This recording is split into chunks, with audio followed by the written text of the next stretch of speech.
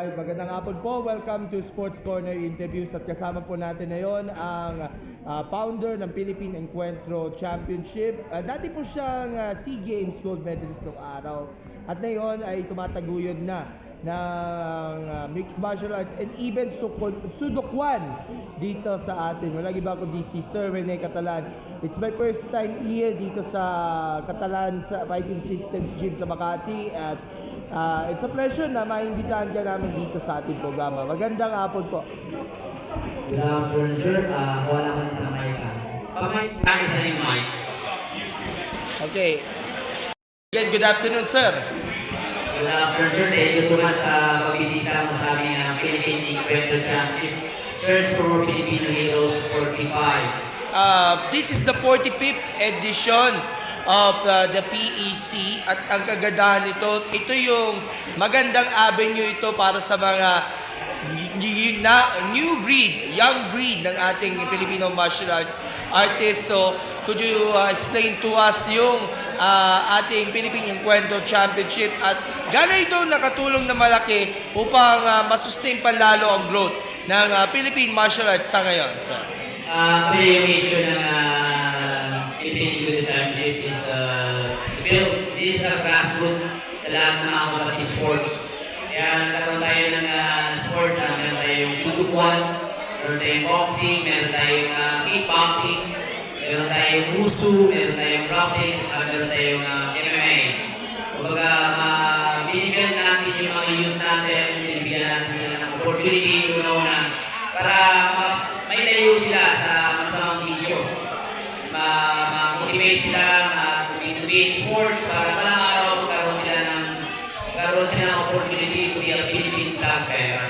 Sir Rene, you came from a humble background, ika nga, nag-SEA Games gold medalist, ikaw yung tumatag ng Sudokwan. Ito yung bagong Filipino martial art na ini-introduce po natin. And of course, you also founded yung PEC, which is a great opportunity, great avenue na rin sa mga Filipino martial artists. Parang ito yung giving back na rin sa mga mas bata na maging katulad ninyo na, of course, to honor God, una, to honor their family, and of course, para mas lalo pang maalin at suportahan itong mixed martial arts scene. Gano'n ba ka-grateful na naitatawid ninyo yung proyekto na ito ng PEC? Actually, our event, pang-45 namin dito, medyo mahirap sa amin, lalo na sa amin. Kasi una wala na kami sponsor. Kumbaga, minsan, like kanina, yung views, pang-privilege lang, pang-bigay, pero ito, wala kaming financial support. Wala kaming financial sponsor. Kumbaga, mahirap lang sa side ko, but because my passion, gusto kong tumulong, mag-build ng mga youth natin, kahit medyo magastos, medyo mahirap, kahit walang sponsor, pinupush namin ito because of my passion para pagka maka-create maka-create ng step para maging national team, para magkaroon ng chance to be a Philippine flag bearer.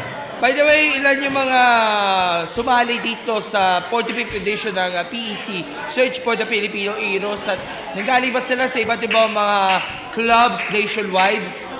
Ang dami ngayon, ito yung pinakamaraming participate, 82 participants. Kumbaga, 82 participants, 82 coaches and foreman, plus yung mga estimate mga supporters sila siguro mga 150. Pero akin sila ng 400. Yung participant pa lang natin is 14,000 na, it means 82 participant. Ito yung pinakamaraming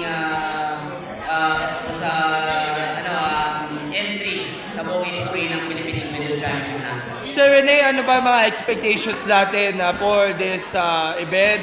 Considering nga magpapakitang gilas, magpapaangas talaga sa loob ng lona ang ating mga iba't ibang mga kabataan na magpapamalas na galing at usay sa iba't ibang mga combat sports na ipapakita natin this evening.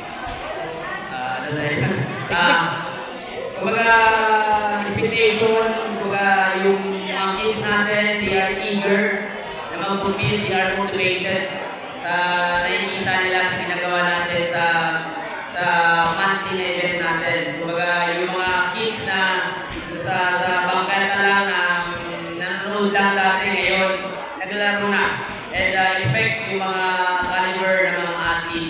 na sumusuporta sa atin. Yung mga teams, na mga well-known na teams, yung mga veteran na team na nagsusuporta sa atin. Lalo na yung mga athletes sila. Expect yung mga good fight, siguro mga around 8 p.m. mamaya sa ating main part. Okay, by the way, Sir Rene, this is monthly isinasagawa nito. The next one will be this coming October, no? So, for those na mag-interested na sumali dito sa PEC, can you reach out sa iyo or di kaya sa iba't ibang mga involved personalities dito para at least magpamalas talaga ng galing o kahit sa matchmaker para at least makalusot ka dito sa darating na next fight natin? Our next event will be on October 25 sa lahat ng mga gusto mag-entry. Just send your entry or visit our page Philippine Individual Championship or visit our matchmaker. Visit or visit sa aming page para makita ka agad. And yung ka man, boxer ka, baguhan ka, student ka, lahat open dito. Okay, may iba naman ako. Pinapakilala na yon ang sport na Sudokwan dito sa Pilipinas. Kasi sa mga hindi po nakakaalam po, ano itong Sudokwan at ano ba ang pinagkaiba ito compared sa mga ibang sports na typical na nakikita natin? Kasi first time ko pala magkakapanood tayo ng Sudokwan dito sa ating event. So, paki-describe nyo nga sa amin. Sudokwan is nabaw namin mula 2022, late 2022 December. Pinahon ko to dahil gusto ko makabigay pa ng mga opportunities sa iba-iba pang mga atleta. Sudokwan is na-originate ko sa Karaya version. Ibig sabihin ng Sudokwan is suntok at saka lubog lang. Ang pinagkaiba nito is yung Sudokwan is a grassroots of all combative sports. Pwede ka dito kung pwede kahit boxing ka, boxer ka, kickboxer, sampo, uso, wrestling ka, judista ka man, pwede ka dito sa Sudokwan. And Sudokwan is a grassroots to all combative sports. Kaya hindi siya mahirap laruin. Last question na lang. With this initiative or parang giving back to the MMA community, naniniwala ka ba na kaya ba natin masustain palalo ang growth at makikita ba natin in 5 to 10 years from now yung mga bata natin na napapanood dito lamang sa PEC, maybe someday, makikita natin sa mga big promotions gaya lang ng 1FC, URCC, UFC, Blaze at iba pa. Or maybe representing the national team. Kasi ikaw nanggaling ka sa national team ng Wushu, no? So, kailangan ba natin doblein yung effort natin ng mga mixed martial arts enthusiasts and even stakeholders na makapag-produce pa tayo ng mas marami pa mga impressive talents, amazing talents pagdating sa combat sports sa Sir Rene? Actually, 100% yun. Yung goal namin is makapasok yung mga ating na-compete sa PNC hindi lang sa World Championship kundi sa UFC. Actually, may mga athlete na tayo na-compete sa World Championship gaya ni Marvin Pirati. Tapos marami tayong mga national team na na-produce hindi lang sa Wushu, meron tayong kickboxing, meron tayong Muay Thai, actually nag-world champion pa yung isang athlete natin. And then sa Sambo, yun, halos yung mga nag-compete sa PSC natin, halos mga 6 or 7 na naging national team sa Sambo. Kung kaya hindi yung posible, as long na tuloy-tuloy yung pa-event natin, as long maraming supporters, as long na nandun yung passion to help Filipino athletes, hindi posible na makaproduce tayo ng mga caliber Philippine flag bearer natin. So, from Wushu, from kickboxing, from Sambo, Muay Thai, boxing, name it, you have it, ika nga. At ito talaga si Sir Rene is a prime producer nga pagdating nila sa pagbibigay ng mga talentong purely Philippine made. At saludo po kami sa inyo dyan. Baka may gusto kayo pasalamatan habang tayo ay nag-aanda sa pag-uumpisa nitong competition. The floor is yours, Sir Rene. And first of all, I would like to give thanks to our Almighty God. Pinilosyonan niya we pray last night na ngayong araw mabagsak yung bagyo.